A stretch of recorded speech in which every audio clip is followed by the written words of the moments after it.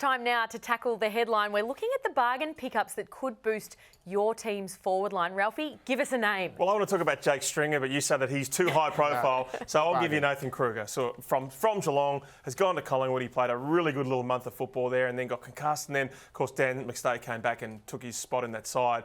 Look, I think he can play as a forward who plays a ruck and forward, but predominantly forward, which is very rare in the AFL fraternity. He has got suitors out there. Collingwood still considering whether to give him an offer. If I was Collingwood, I'd get him quick smart because I just think there's not a lot of players that, as I say, can play forward and then chop out in the ruck, kick goals, physical, good mark around the ground, snap him up Collingwood or someone else will. Yeah, we're talking forwards. He also played his first game in the AFL as a key defender, so he can play anywhere on the field really you need him. Yeah, I think players that size too. I mean, you just can't underestimate. They're not exactly growing on trees, are they? Barnesy, who have you got? Yeah, well, Matt Owies has kicked 33 goals this year. He's third in line at Carlton for most goals. He's suspended for this final this week, we know that, but he's been one of their few consistent lights. Before that suspension, he was one of the few players that has played every game this year for the Blues. That's a no mean feat down at Princes Park given the injuries. I just can't believe he doesn't have a contract yet. It's been a squeeze, we know, at Carlton for list management issues down there, but he has to be getting a stronger deal. And if he's not, Ralphie, surely there are suitors lining up for a small forward, applies enough pressure and hits the scoreboard, rarely ever misses in front of the sticks. I asked the bloke who got me pizza the other day and I said, what do you think about Matt Owies? And he said, he goes, you know what, he's too slow and he doesn't put pressure on. Well, I looked at his forward half tackle stuff. He's above average in a lot of that stuff. Ground ball gets, pressure, inside 50. So I just think he ticks a lot of boxes there. You get him for 2 years at maybe $400,000. You snap him up as a bargain and he kicks you 30 goals a season. See, remember that, Josh. That's why Ralphie's one of the best in the business. You get your intel everywhere. You can get it. Don't get a store in a milk bar. You're just going to go pubs and pizza shops. And pizza shops. Hey, while we're at the Blues too, Jack Martin, I mean, he's 30 years old. He's kicked 30 goals. Where does he sort of sit at the moment? I think we get seduced by talent. So he's played 3 AFL games this year. He's broke down in 2 of them.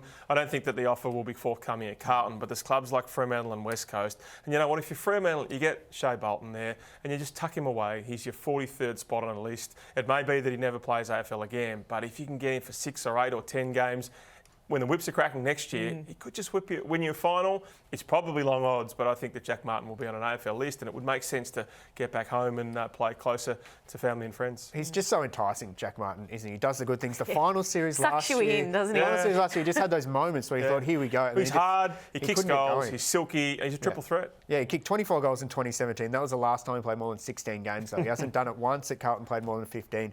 But you just know he's going to have a moment at some point. So if you're in the final 8 and you can put him on your rookie list, you'd be silly not to have a look. Yeah, interesting name I noticed you've thrown up is Tim Membry, Ralphie. I mean, he's got talks this week about where he sort of sits under Ross Lyon and whether that's at Moorabbin next year. It would be his 3rd club if he was to move on, obviously coming from Sydney. 19 games this year, 30 goals, unrestricted free agent. Obviously had his problems last year. Yep. Got back to hitting the scoreboard this year, but I mean, could he be the bargain boost for another team? I think no doubt about that. So he wants to know that he's very much in St Kilda's plans, and the feel from St Kilda is, well, we don't mind if you look around. I think as soon as you hear that, they don't love me. And so I'll find a club that will. It might be multiple years. We know that he probably only get 2 given a degenerative knee. But the clubs out there like North Melbourne who are keen, clubs like Melbourne and Collingwood, an unrestricted free agent, 3 words that get you not filthy rich, but certainly get you tenure and get you maybe an extra $100,000. So if I was him, I would sniff the wind and I would be on the move.